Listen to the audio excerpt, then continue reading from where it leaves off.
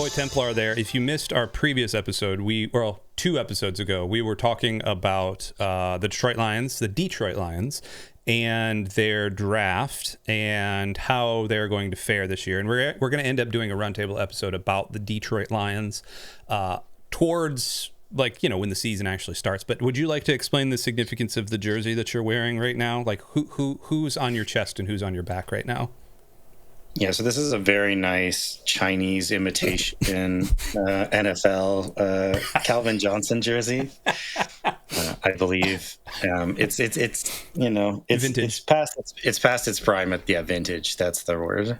Yeah, you're retro. Knockoff China NFL jersey from 10 years ago or whatever it was. So Calvin Johnson, Shadow Megatron.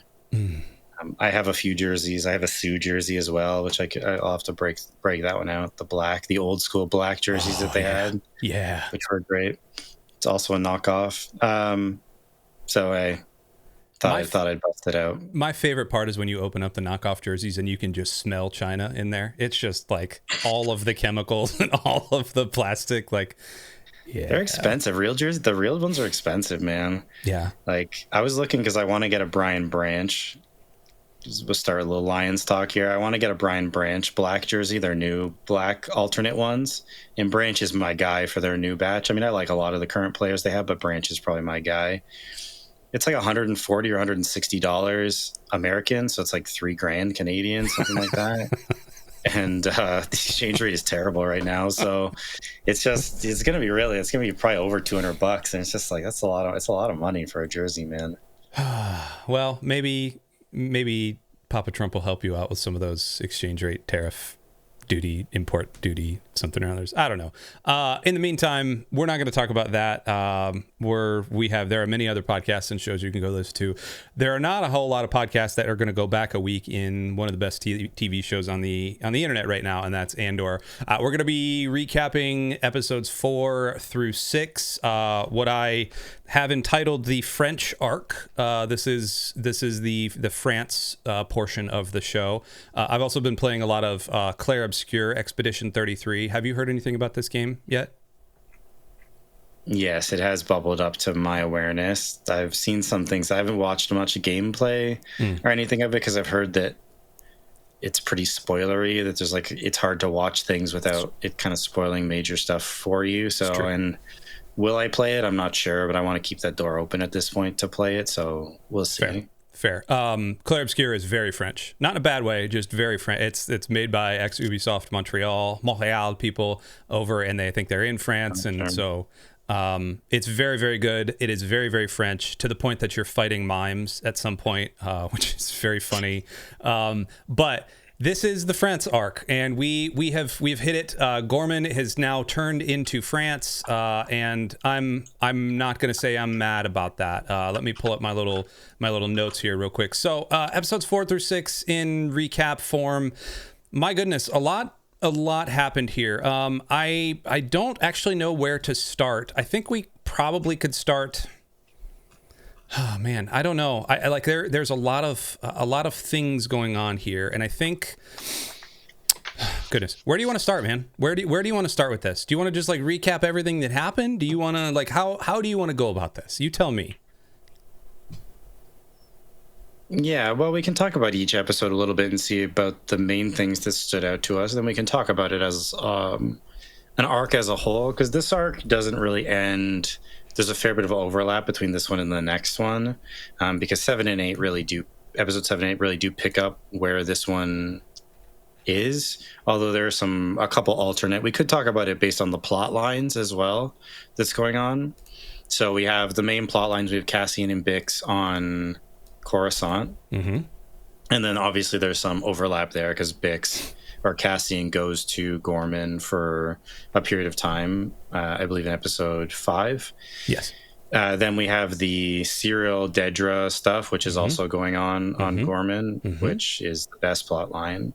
And then we have a little bit of with Saw Guerrera, with the rebels and the guys showing up to try to show them because they're going to try to steal fuel or something. Rhydonium. So I think those are the main 3 that we get in these episodes.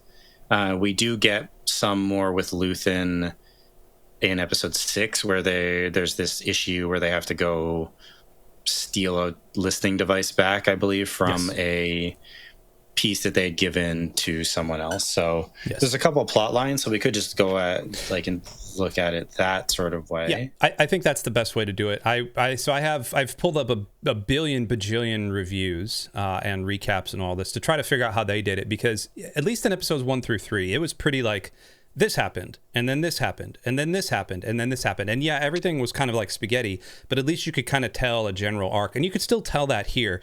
But I think the storylines are good in particular. So let's wipe out the easy one first, and that is the listening device with Clea, with Luthen, with Mon Mothma, and all of a sudden Director Krennic showing up. Sculdun, who Davos Sculdun is, I believe, the now father-in-law, correct? Like he's the father-in-law of Mon Mothma's daughter. And they have this party, and I'm going to be honest, like, that's the one storyline that didn't really do a whole lot for me. It was tense, and there was some really good needling back and forth between Mon Mothma and Krennic, and I really like that. But it didn't, outside of just like kind of that last little jarring bit where Clea hands Luthen the device and says this it, and like, hey, we're a good team. Like it was like a buddy cop movie. It didn't really do much for me. Agree, disagree? Like, how do you feel about that one? Yeah, it was fine. I mean, I think they're trying to. I mean, you have who plays Luthen? Why am I'm always blanking on his name. Sorgard. Skarsgård? There we go. I was going to call him Kierkegaard because I was just reading a Kierkegaard, a philosophy treatise from Kierkegaard. All right, settle down, Chino. Settle down. No need to try to flex on us like that. All right, Listen, fine. I'm reading a book called Ego is the Enemy, and Kierkegaard is in there. Okay, leave me alone. Good, very good. Yeah, highbrow. We're going highbrow today. Yeah. I mean, you have him. Luthen's great, and I also like her a lot. I think as the season has gone on, Clea, I've kind of gained a greater and greater appreciation for her. Yeah. I think that performance is really great. And she doesn't get the most to do, but whatever she's on screen, I think she absolutely kills it. And in season 1, I don't remember her having a whole lot, but in this one, it really feels like there's more running through her, as it sort of seems like it's become too much for Luthen to manage. Yeah. And she's really good. Like, I thought she's really stood out with not a ton to do. And again, because you have Luthen and because he was a big deal, especially in season 1, and her, and who's also great. I mean, I think they just kind of need to have them doing something. Like, I feel like they kind of need to flash back there. It's all fine. Also, I think it's interesting to see the apparatus of at least one portion of the rebellion, its organization happening, and sort of how challenging it becomes to keep it all straight and to keep it all running smoothly. So that's interesting. It's not the most engaging. And also, like, the stuff with Mon Mothma and the bill, like, that she's trying to get the bill killed. The P.O.R.D, supposed to give extra power to the ISB or whatever. Yep. It's fine. Like, again, the politicking stuff isn't super interesting to me. But it is also interesting to see just the dynamic that the Emperor isn't at the point where he can kind of just do anything he wants yet. Like, there is some sort of wrangling with the Senate that he has to do, or that they have to do. So it's interesting on a couple levels, but it's certainly not the most exciting stuff. I mean, the scene at when they retrieve the bug, that is in here, right? I'm not getting that mixed up with it. Yes, that's a tense scene. That's an effective scene. With them like actually going in and trying to get it. You have Krennic, you have that interaction happening, so it's fine. That's not the most engaging stuff, but it is cool to see some of the behind the scenes stuff. And so there's two tendrils here that come off of this one, which is why I kind of want to start with this one, because you get the simultaneous thing of Saw and his team stealing the Rhydonium, which we'll get to in a second. And then you also have Bix and Cassian, and you're right. Like it's trying to show kind of the facets of how much this rebellion is actually taking from people's lives, and I think that's been a theme obviously throughout episodes 1 through 3 so far. Is like, hey, war This is not a regular war. Like, this is a war that's fought on many fronts. It's fought on, yes, life and death, but it's also fought with money, but it's also fought with like actual people's lives at stake. And so moving into that, you can see Luthen, who I don't necessarily know is the head of the rebellion, but he's definitely high up in the rebellion. And there's a certain part of me that kind of got a little pissed off at Luthen when he essentially makes a passing comment to Cassian, and we're going to move to Cassian and Bix now. When he makes a passing comment to Cassian about like, hey, are you ready to essentially drop her when the time comes? Because there's going to come a time when you're going to have to put up or shut up with her. And I took that to mean like, hey, you're either going to have to kill her or you're going to have to let her be killed for the sake of the rebellion. And like that sucks, because we see Bix, who I thought did great. Like, the actress who plays Bix in these 3 episodes, holy crap, man. She plays the that like haunted PTSD, like the Dr. Gore stuff. Yes, we get the payoff at the very end when they reservoir dogs the heck out of Dr. Gore's, which I thought was just so cool. But like, she plays that haunted, and then we see her hitting whatever drug that is. Like, I don't actually know what drug that is, but like, you know, she now needs that to quote unquote sleep. She's become an addict. Like, there's more drug stuff that happens later on in the episode, later on in this arc, which I think is also awesome.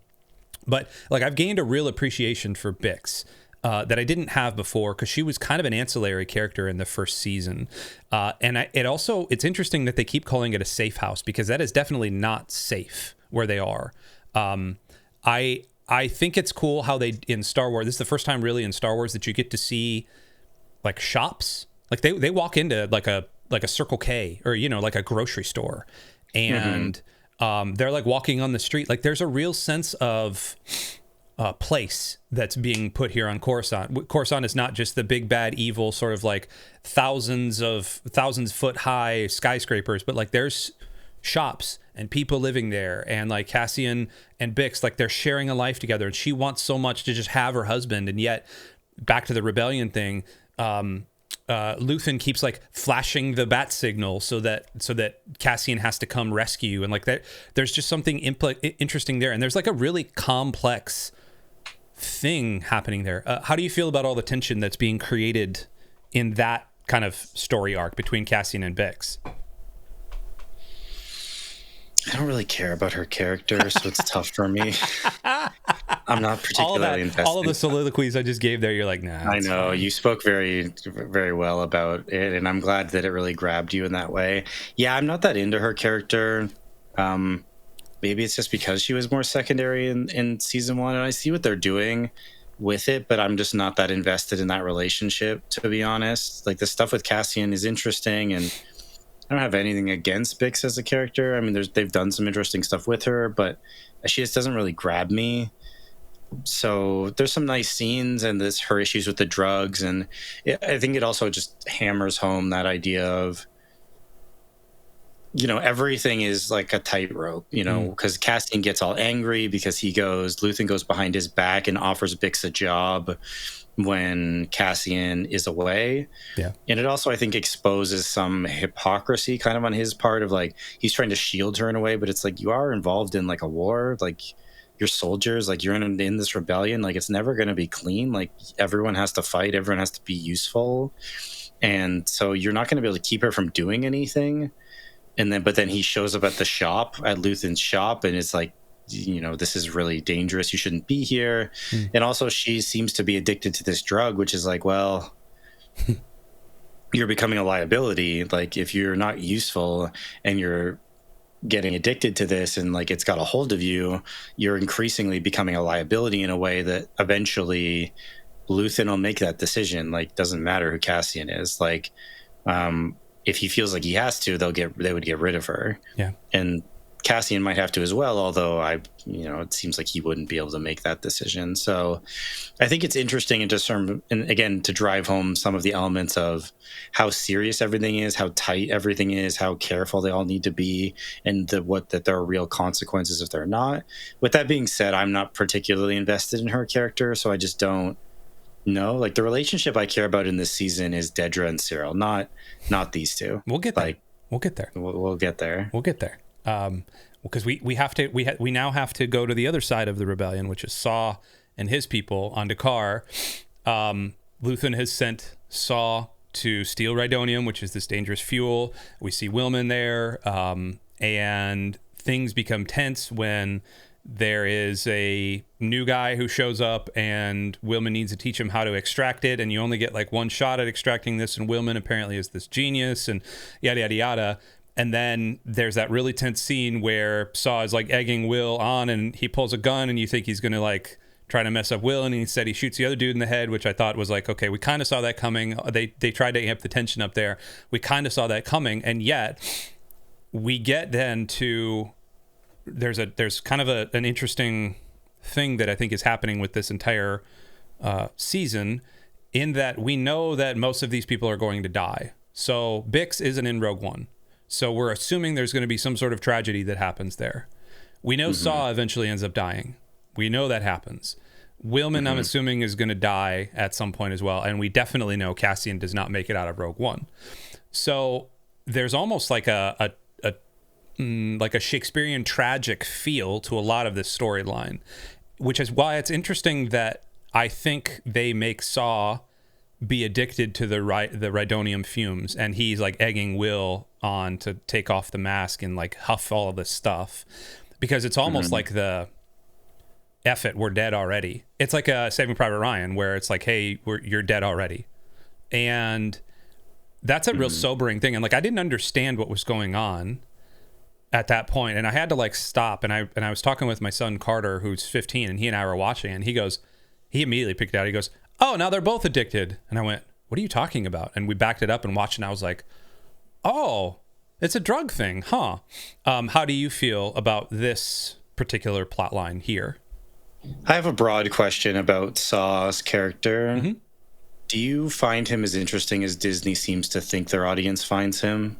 I do not. Because I don't. I do not either. He's fine. And shout out to, oh man, why do I always forget? Forrest Whitaker. He's good. And if you need someone to come in and he's your unhinged monologue guy. So like, if you need someone to come in and just give an absolutely insane sounding unhinged monologue, he's your guy. Yep, that's him. And like, he does it in Rogue One. He did it in season 1, I think, where he showed up, right? Yep. And he does it here. So like multiple times. So like, if you need a weird unhinged monologue, Forrest Whitaker's your guy. Saw Guerrera's your guy. I don't find this character, I think, nearly as interesting as they seem to think their audience finds him. No, because of the way, and I don't want to seem negative, because I really liked these episodes. So I don't want to be like, I don't care about this character or that. Like, it's all fine. Like, the stuff with Cassian and Bix is good. I've generally been enjoying it. I like the tension. The stuff with Saw is interesting because, again, you're seeing another aspect. You know, with Luthen, you're seeing the behind the scenes spycraft, and like, we're gonna try to destabilize governments and like have these covert operations. With Mon, you're getting the active political element of we're working against the imperial kind of the empire, like openly, but they don't really know who we are. With Saw, you're getting like we're the action. We're gonna go and make things happen. We're gonna rob, like steal fuel. We're gonna take aggressive action. So I like that we're getting all these different elements of it. I don't find this character that engaging. He's good in Rogue One, but the more I see him, the less I am interested or engaged. Like, I feel like this is a character that's like small doses. It's kind of cool, but the more you're with him, the more you're like, I don't know if anyone would follow this guy. Like, he seems kind of insane. I don't really get it. Like, I understand that you've got a great actor and you want to just let him monologue about things, and like, that's fine, but I don't really know if there's enough here to latch onto as a character. So that arc is fine. Again, it's cool to see another part of the rebellion. The stuff with like the extracting the shoe leather on like how this thing works, that it's like this, it's like a really advanced version of like a lock picking thing in a game where you have to like up and down, and like you got to stay within you can't go too far, and or else like apparently it leaks, and then if it leaks, it's just like you're dead or whatever, if you inhale it, or if like whatever, it absolutely destroys you. It's fine. I hope to see more of them. I assume we will, like, because I haven't watched episode 9 yet. and then we'll have 10 through 12, and I assume those will be fairly action heavy, as things will kind of come to a head here. So I assume we'll see more of them. I'm interested in that. And again, the sort of subplot of, and it was a little predictable when the guy was like asking him, oh, I just need to know like where we're going to go, like trying to get the information about what platform they're going to hit, basically, so he can like figure out, because there's different sequences or whatever. But as soon as he's trying to ask, you're like, oh, okay, is there something, is he asking because he's reporting? And yeah, he was. That's all fine. It does highlight how cautious you have to be of everyone, though, because they could be a spy for the Empire. Like, they could be, you know, whatever, right? There's always that risk of, like, who are you going to trust? How can you trust them? So it's fine. The Saw stuff, again, is interesting, but that character I don't find as engaging as I think I'm supposed to. I didn't get the whole drug thing. I guess that makes sense. I saw it as more of, like, he's kind of unhinged. This is like it's this super volatile thing that can like rip you apart or kill you in an instant in any way. And that's kind of a microcosm of the situation they're in, is that one thing going wrong and we all die, like we get destroyed from the inside or the outside, which is how he describes it, can kill you from the inside or the outside. And a rebellion or their action can also die from the inside or the outside. And so literally, like, at the drop of a hat, with one poor decision made by someone, they could all get wiped out. Yep. So like, I think the fuel is a nice metaphor for the situation that they're in. And I think Saw's whole bit is just like, well, we're going to embrace that. Like, I'm just embracing the fact that one thing goes wrong and we're all going to burn, like, and it's all going to, you know, blow up in our face. So it's a nice metaphor. Again, it's just, it gives him an opportunity to give another unhinged monologue while this guy is supposed to be like doing this whole sequence. It's like, maybe you don't want to talk right now. Like, maybe let the guy concentrate, but like, whatever. He was high. He was breathing all them fumes, man. He was high. What are you gonna, you know, he just wanted to chill and listen to Pink Floyd and hang out. One of the things I think, and this intersects with the final arc, the Ghorman arc, is that the Star Wars was always a good versus evil. It was always rebels versus Empire. And then Lucas, I remember seeing some stuff about Lucas back in like 99, 2000, when he started writing or like trying to finish up, I guess, the first trilogy or the prequels.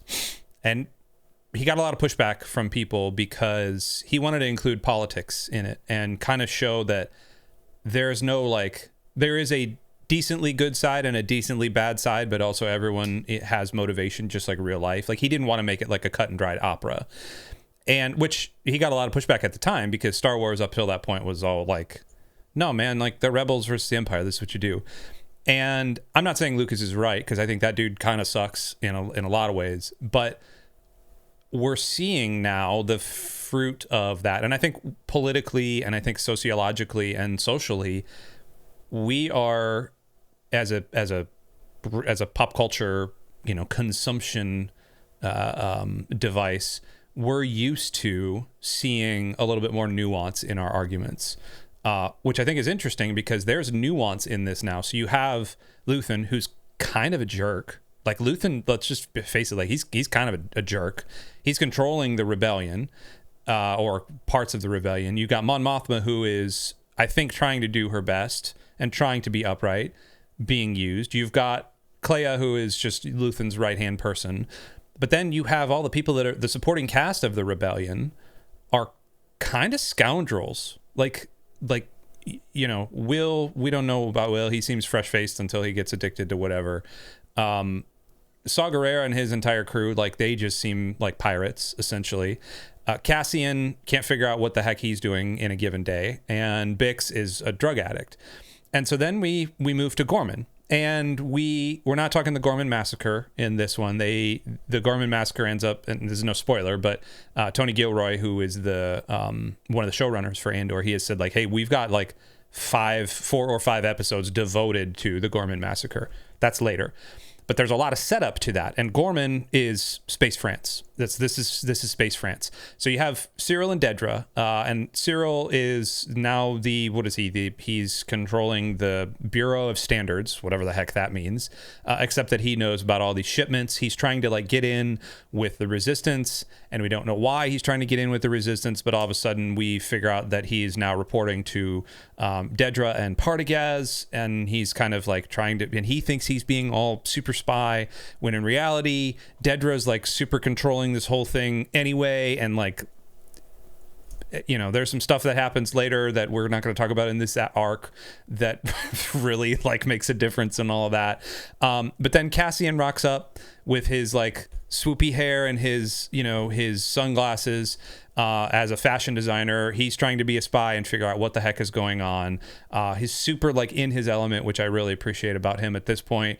He believes that the front they're kind of moving too fast and they're not moving quick enough in certain things, and that they shouldn't proceed with this hijack plan that they want to do. The leader, who's another like space designer, fashion designer, contacts Luthen and says, I'm not impressed. And then essentially Cassian gets pulled from there, only to have Val and then Sinta rock up. And Val and Sinta, who've had a relationship in the past, something happened. We don't know what happened in the year intervening. They end up starting this kind of extraction. Val and Sinta say like, hey, we're controlling the thing. We're the only ones that have blasters. Narrator, of course, they weren't the only ones that had blasters. Sinta ends up getting shot and like a friendly fire kind of mishap. And we then have kind of the kickoff of, okay, the Empire's moving now. Like, this is, the Empire now knows that something is going on, even if they were setting it up, which they were, through Dedra and through Partagaz and through Syril, who was kind of the lackey in all of this.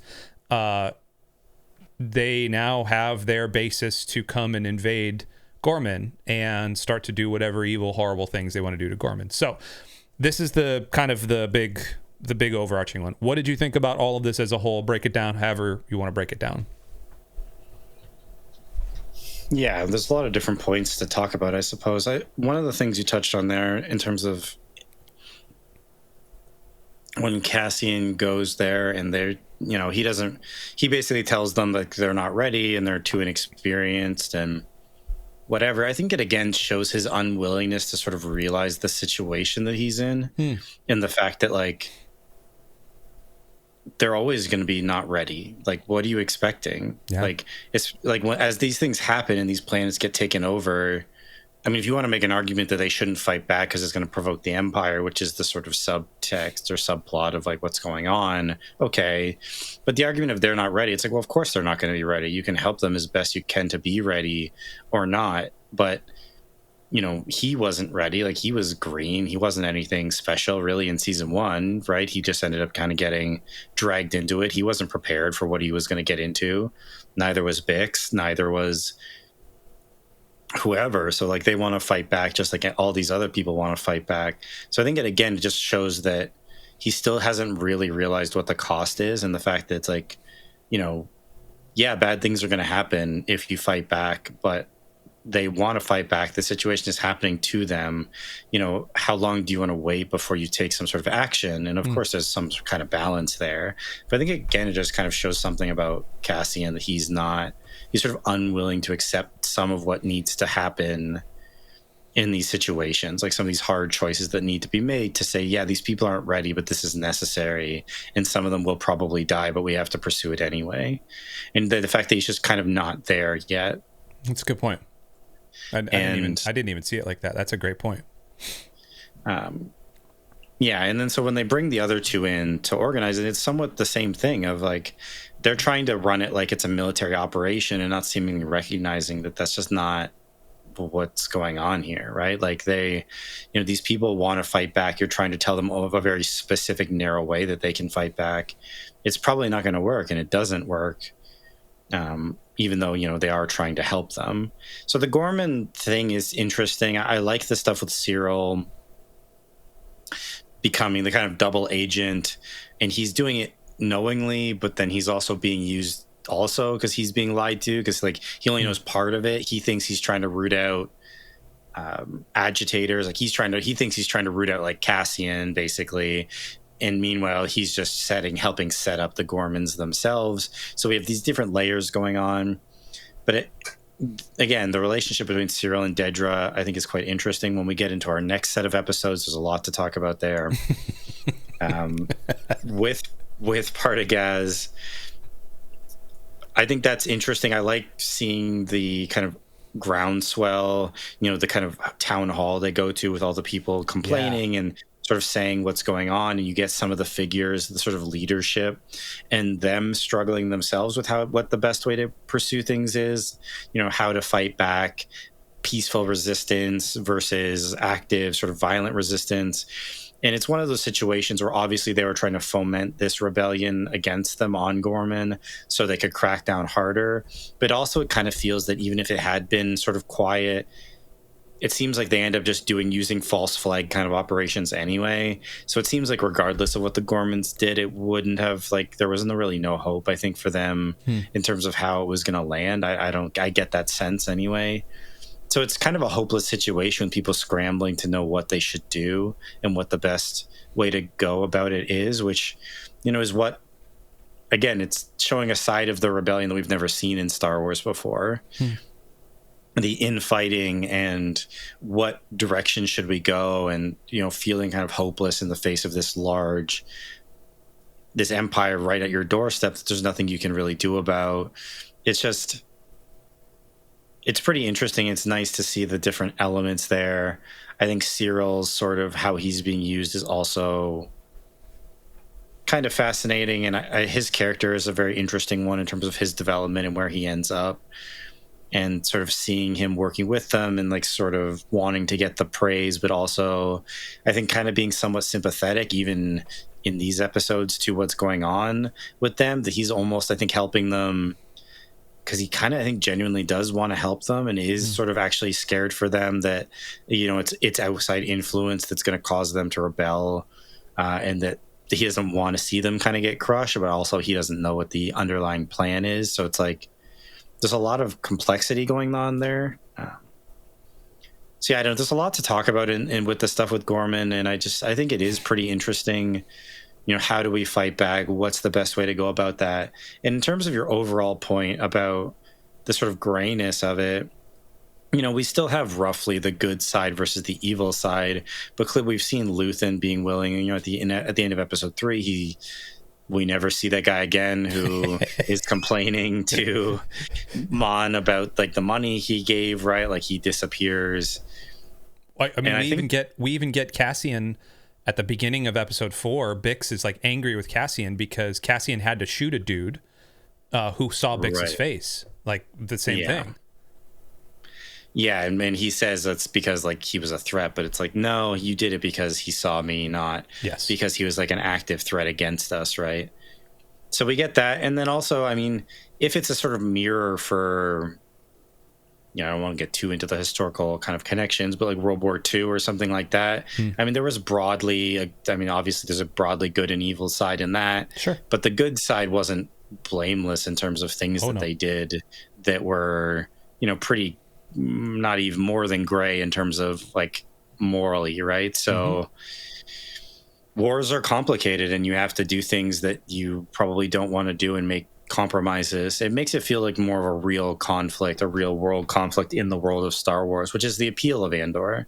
It doesn't feel like Star Wars, which always felt kind of lighthearted and sort of removed from reality in a way that this doesn't. So, I think it's interesting for all those reasons.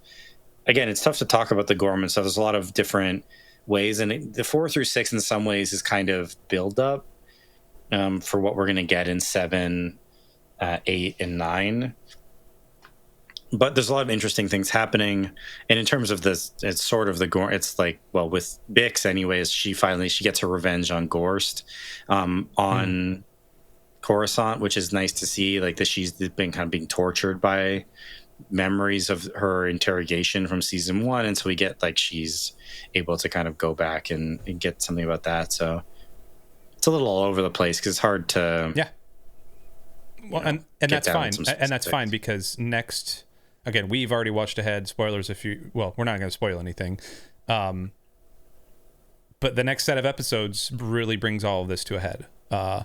in a way that I'm not going to say is a satisfying conclusion, because how do you do it? I think what they're doing here with the condensing and the arcs, it made more sense watching 7, 8, and 9, because when I was watching 4 through 6, I went, man, I would have liked a couple of extra episodes here in Ghorman. I would have liked a couple of extra, like, give me some more of the town hall stuff. There's that one stocky dude who ends up getting in the fight where Sinta gets shot. I want to see a little bit more of him. Like, I want to see, like, because I can't get a read on his character. Is he actually part of the rebellion? Is he, and maybe that's the point. Like, is he a plant by the Imperial? Like, I don't know what's going on with him.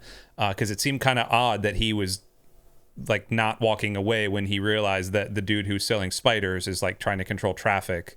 Like, I don't know. That felt a little odd.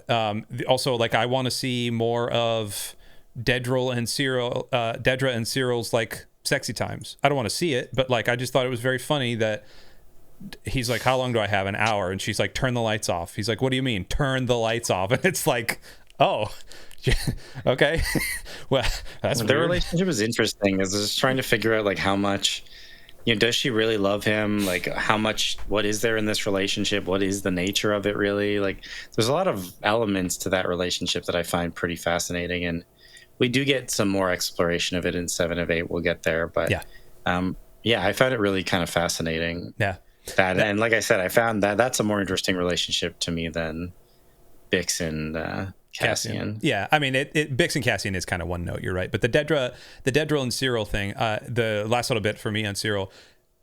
Syril started this season as being yet another ancillary character. He kind of like he was in season 1. He was there. He was almost used as like a plot device for Cassian, right? Like, he was a foil for Cassian. He was going to be Cassian's sort of like the sheriff to Cassian's, whatever, highway robber.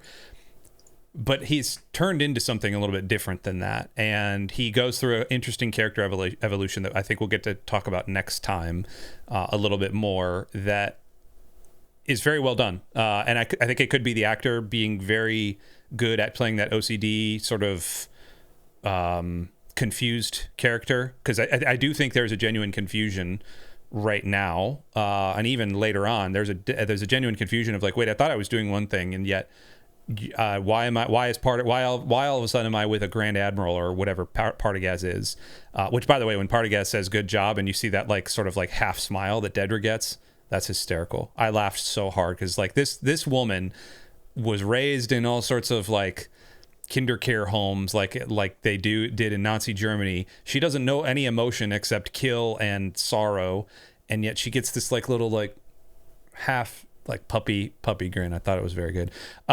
Okay, what else? Anything else on these episodes?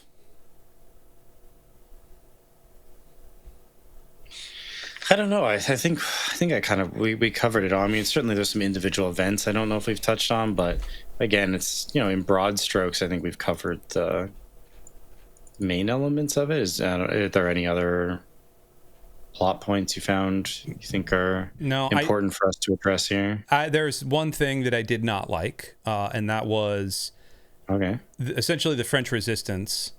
I understand what they're being used for. The Ghorman resistance. It's French resistance. What do you want? Like, how are they going unnoticed by just general people, unless they're being told, hey, don't, just like, and I want to uncover a little bit more about that. Let's put it that way, because I think there's like, are the Imperials just like not paying attention to the fact that there's these radios that are being used? Like, what's going on here? Because it seems like plainly obvious that they're operating under these circumstances. And so I almost like, is that part, like, I want to explore that a little bit more. So I don't like that. I also didn't like the Sinta Vel thing. I have no clue what happens. Like, and I think if they had more time, they would have gone through this relationship. They just didn't have enough time. I think we probably would have gotten a couple of episodes, like Bill and Frank from Last of Us. Like, I think we would have gotten an episode with Sinta and Val, like, hey, what actually happened here? But all of a sudden they rock up, they make out, and then she gets shot. Like, that's it. And so I don't know. I didn't like that necessarily. There's a trope going around in Hollywood with a lot of shows. It's the whole bury your gays thing. Like gay people end up getting shot. And while I'm not saying we need to, and this is not, we're not going to even go into that because like this is not the show for that. But I do think it's like if you're going to tell the story, like commit to the story. Say what you will about The Last of Us, but they're committing to the story. Whether it's a good story is a discussion, but they're committing to the story. They didn't even commit to the story. They just killed her. And so I don't know. Sinta was kind of like awesome in the first season for those couple of episodes. She was pretty great. Vel kind of was pretty great too. I kind of like both of them, and it sucked to see her get shot. Yeah, I mean, again, because of the way they've decided to do this season, it's too. There's not enough setup for the payoff they want to have. We just didn't get enough time with them. Yeah, because even when she's like going in on the guy at the end of that episode, I'm like, I don't care enough about these characters that I'm almost like feeling bad for the guy. Like, you know, I get you're upset, but like this is too much. Like I get it. Also, why aren't you mad at the other guy? This guy brought a blaster. Okay, like he's whatever. But yeah, the other guy like forced past him, refused to listen, and then like I guess got himself involved, but wasn't involved previously. Was just like he was someone who was pretty outspoken. Wouldn't he have been someone they would have talked about? So like he just was sympathetic but not a part of the resistance, and then he just sees it happening, but then he forces his way past the guy and is wondering why someone points a blaster at him. It's like, why are you getting all angry and offended? Like, what is your role here? Like, So it sort of seemed just contrived to have them shoot her, which I wasn't that into that idea either. But yeah, that's a fairly minor complaint in overall episodes and generally the season that I've really quite enjoyed. So. Yeah, same.